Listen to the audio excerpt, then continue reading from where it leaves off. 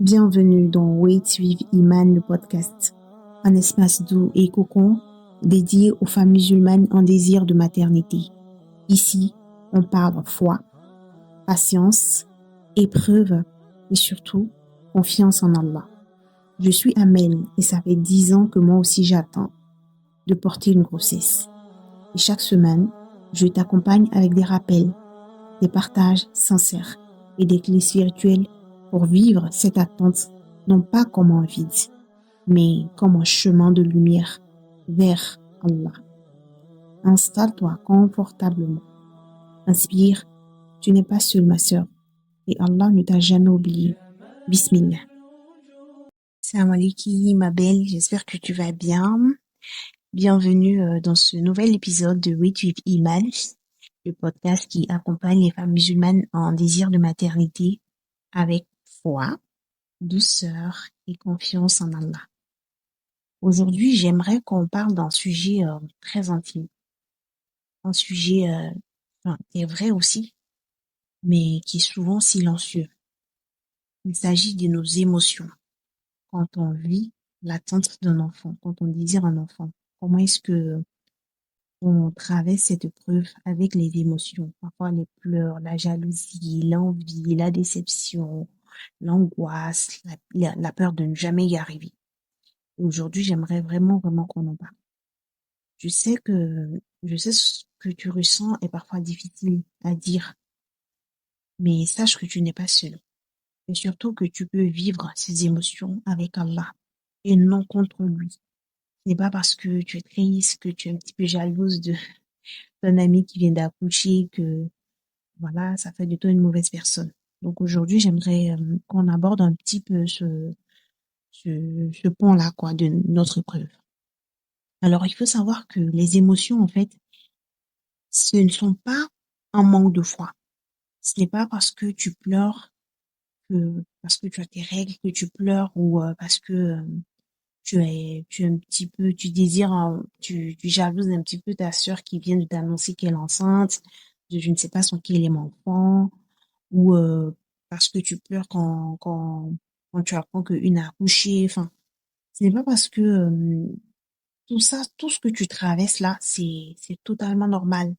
Ça fait pas de toi quelqu'un qui a pas la foi ou une mauvaise personne qui jalouse en fait les autres. Non. Et il y a cette croyance que si on a confiance en Allah, alors on ne devrait pas pleurer, on ne devrait pas douter, on ne devrait pas avoir mal. Mais laisse-moi te dire que ce n'est ni juste ni vrai. Parce que même les prophètes d'Allah ont pleuré. Même Zacharia, alayhi salam, quand il a demandé à Allah un enfant, il l'a fait dans une supplication pleine de tristesse et d'espérance, tu vois.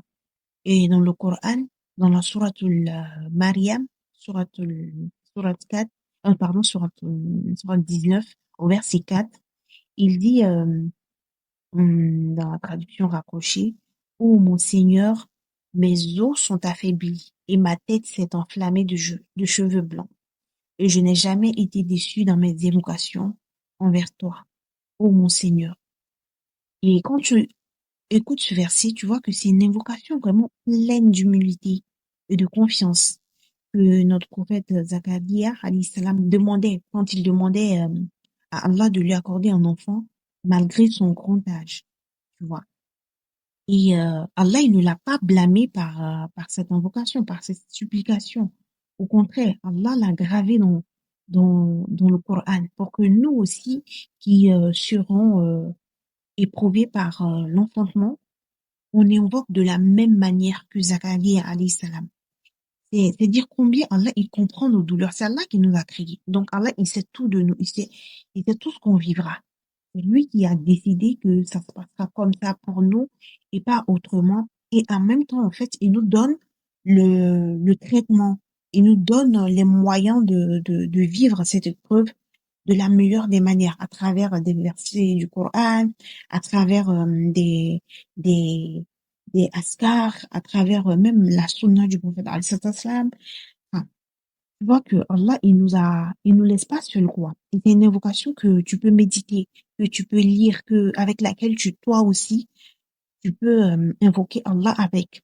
Et moi, franchement, c'est une phrase que j'aime trop et que je récite. Et ça permet de raffermir ma foi de ce que Allah il va m'exaucer, quoi.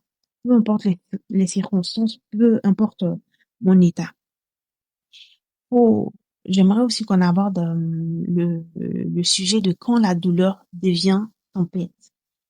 Certaines émotions t'envahissent sans prévenir. Parfois, tu es là et tu es tellement bien, tu es heureuse, enfin, tout va bien, quoi. Et d'un coup, tu as des waswas, tu as des choses qui te disent dans ta tête que tu tomberas jamais enceinte, que elle a accouché, donc, alors que toi, ça fait tel nombre d'années, tu n'y arrives pas. Enfin, ça fuse dans ta tête et ça te cause énormément de peine. Ces émotions t'envahissent vraiment sans prévenir. Tu ressens de la jalousie quand tu vois une grossesse annoncée. Tu vis de la culpabilité parce que tu penses que c'est de ta faute. Tu te sens coupable de ne pas être heureuse pour les autres. Tu es même fatiguée d'espérer, subhanallah. Tu n'oses pas le dire. Moi, j'ai eu cette période où, wallah, je, je me disais que ça sert à rien d'espérer, ça sert à rien de faire des doigts et que ça n'aboutira jamais, quoi. Et parfois, tu t'en veux de ressentir tout ça. Mais laisse-moi te dire une chose essentielle. Les émotions ne font pas de toi une mauvaise croyante. Au contraire, elles sont le signe que tu vis cette épreuve de tout ton être. Si on t'annonçait une grossesse ou quand tu voyais tes menstrues, que ça ne t'affectait pas, ça signifierait que, enfin, ça ne te dit absolument rien. Alors que pas du tout. Ces émotions-là signifient, ma sœur, que tu es sensible, que tu es vivante et Allah connaît ton cœur. Et le plus important, ma douce, c'est de savoir revenir, pouvoir revenir à Allah à travers ces émotions. C'est dire quand je suis triste, comment je m'en sors avec Allah. Quand je suis, je sais pas si un petit peu jalouse, comment je règle ça, comment je gère ça, tu vois. Quand j'ai peur, quand je doute, comment je vis ces émotions avec Allah près de moi. Alors, au lieu d'avoir honte de ce que tu ressens, utilise ces émotions pour revenir vers Allah. Quand tu pleures, par exemple, dis, Ya Allah, je te confie mes larmes. Ya Allah, tu sais pourquoi je pleure. Tu sais cette peine que ça me cause de voir mes menstrues, d'apprendre que telle a accouché ou que est enceinte. Ya Allah, je me confie à toi. Quand tu es en colère, par exemple, dis, Ya Allah, apaise-moi. Tu as toi qui as apaisé le cœur de Moussa alayhi salam dans la peur. Quand tu te sens vide, il y a des moments où tu sens que ça ne va pas, surtout, moi, c'est surtout pendant la période des menstruations, je me sens moi très très vite, très seule, je ne sais pas comment identifier exactement ces émotions, mais tu peux, si tu passes par là, que tu vis aussi ces moments, tu peux demander à Allah, oh Allah, comble-moi, toi qui es Al-Wahhab, toi qui es le riche, ne me laisse pas seule. Tu peux aussi faire du dhikr. Surtout, le dhikr, c'est le rappel d'Allah. Ça te permet d'être dans la présence d'Allah. Et ça soigne. Voilà, les premières choses, les premières émotions quand on fait du dhikr, c'est vraiment l'apaisement, quoi. Le dhikr, c'est l'apaisement. Comme Allah lui-même, il le dit dans le Coran, c'est par l'évocation d'Allah que se tranquillisent les cœurs. Donc, ma sœur, n'oublie jamais de te rappeler d'Allah. Ne t'en veux pas de pleurer, d'avoir honte, d'être jalouse, mais reviens à Allah instantanément dans ce moment-là. Il y a personne qui va te comprendre. Il y a personne qui sait ce que tu ressens exactement, si ce n'est Allah. Même quand personne te voit, Allah, lui, il te voit et il sait. Et il ne te déteste pas de ressentir cela, tu vois. Alors, le plus beau refuge de tes émotions, c'est Allah. Tu n'as pas besoin d'être forte devant Allah. Tu as juste besoin d'être vrai. Tu comprends? Et tu peux essayer de répéter doucement au fond de ton cœur. Ya Allah, tu vois mes larmes que personne ne voit. Tu entends les prières que je n'ose plus dire. Tu connais les douleurs que je cache sous mes sourires. Aide-moi à vivre cette attente avec toi. Remplis mon cœur de paix, même sans réponse.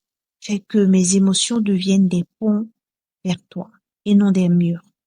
Sois mon refuge quand je n'en trouve aucun. Sois ma douceur quand tout devient dur. Et accorde-moi, Ya Wahhab, le donateur suprême, l'enfant que je désire. Mais surtout, accorde-moi ton amour avant tout. Tu vois, c'est des phrases que je te donne, mais tu peux vraiment les composer à ta sauce, comme tu veux. Tu n'as pas besoin que ce soit parfait. Tu t'exprimes à Allah, mais comme tu veux. Ça peut être des plaintes. Plains-toi à Allah. Tu te plains pas de lui, mais tu te plains à lui. Et Allah, voici ma situation. Aide-moi avec tes larmes, avec dans ta sincérité. Moi, j'ai eu des moments où parfois je me lève, je suis en soujoud, j'invoque Allah, je pleure mes larmes, mais quand je suis tellement à bout de moi-même que je n'ai que Allah et je me laisse aller. Et c'est un moment qui est que entre moi et Allah. Comprends ma douce. Vraiment qu'Allah nous facilite, qu'Allah nous accorde d'être sincères dans nos émotions. Parfois, quelqu'un peut t'inviter, par exemple, à son baptême ou parce qu'elle a accouché là. Ben, tu ne te sens pas d'y aller. Tu sens que tu vas forcer. Tu n'es pas obligé d'y aller. Tu trouves une excuse. Tu te dis, voilà, tu trouves une excuse, mais d'abord, tu te priorises, quoi. Tu priorises ton état. Parce que elle qui t'invite à venir partager son moment de bonheur, enfin, elle ne fait pas avec de mauvaises intentions, hein. Mais l'effet que ça a sur toi, si elle le, si elle le voit, qu'elle ne le comprend pas, ça peut être très très mal interprété. Donc, il faut vraiment toi-même veiller sur toi, avec Allah à tes côtés, avant de, avant quoi que ce soit, quoi, tu vois. Et si, par exemple, tu peux peut-être expliquer à d'autres sœurs que c'est vrai, je suis contente et tout. C'est pas que je ne veux pas de ton bonheur, mais tu sais, moi aussi, j'aimerais tellement vivre ça.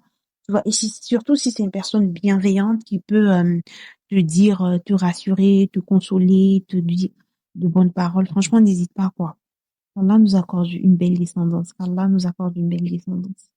Et je vais te donner quelques dhikrs pour ces gens de, de moments difficiles, orageux.